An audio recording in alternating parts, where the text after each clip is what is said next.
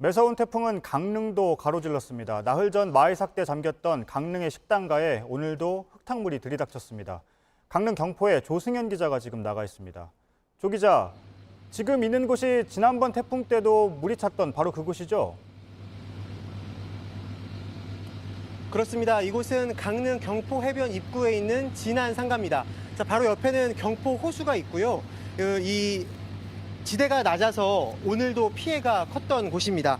경포 호수 물이 파도처럼 넘쳐서 이 상가 앞은 또 하나의 호수가 됐습니다. 대형 양수기가 여러 대 동원됐지만 소용이 없었습니다. 이곳은 나흘 전 태풍 마이삭 때도 침수됐었는데요. 그때 당시 영상 잠시 보시겠습니다. 횟집 입구가 물에 잠겨서 가재도구와 쓰레기가 둥둥 떠다닙니다. 가게 안에도 무릎 높이만큼 물이 차서 손님들이 앉는 상 3개를 쌓아놨는데 맨 아래 1개가 완전히 물에 잠겼습니다. 흙탕물 위에는 떠다니는 집기류와 쓰레기가 잔뜩입니다. 네, 그럼 조 기자, 나흘 전하고 비교해서 오늘의 피해는 좀 어떻습니까? 네, 지금은 물이 많이 빠졌습니다. 하지만 비바람이 한창이었던 낮 상황을 놓고 봤을 때는 지난 태풍 마이삭 때보다 훨씬 더 피해가 컸습니다. 지난번과 같은 횟집 내부를 좀 상황을 보시면서 설명을 드릴 텐데요. 우선 이렇게 횟집으로 들어가는 입구에 물이 찰랑찰랑 차 있습니다. 그리고 횟감이 담겨 있는 수조인데요.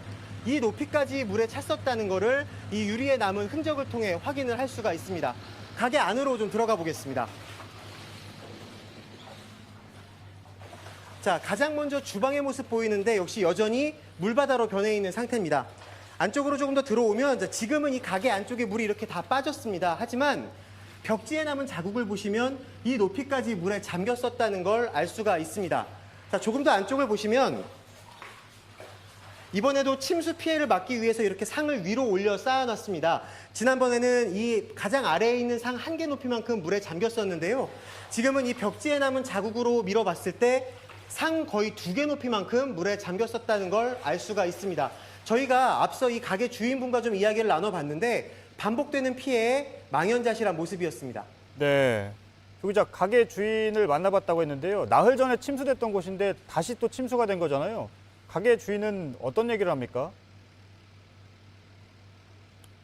뭐 사실은 나흘 전뿐만 아니라 항상 집중호우 때만 되면 물에 잠기는 곳이 이곳 진안상가입니다. 워낙 저지되고 또 근처에 있는 호수가 범람하기 때문이라고 앞에서도 설명을 드렸는데요. 예. 그래서 이곳 가게 주인분뿐만 아니라 이 주변에 계신 상인분들이 모두 다 계속 뭐 반복되는 피해라서 이제는 좀 뭐 놀랍지도 않다.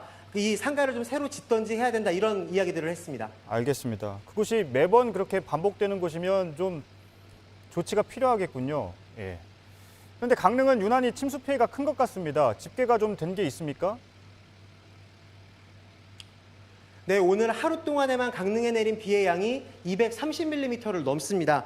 오전 8시를 넘어서면서부터는 시간당 30에서 40mm의 강한 비가 내려서 앞을 보기가 어려울 정도였는데요. 강릉시가 공식 집계한 피해만 83건입니다. 주택과 도로 침수가 대부분이었고 이 지역의 작은 하천 3곳이 넘치기도 했습니다.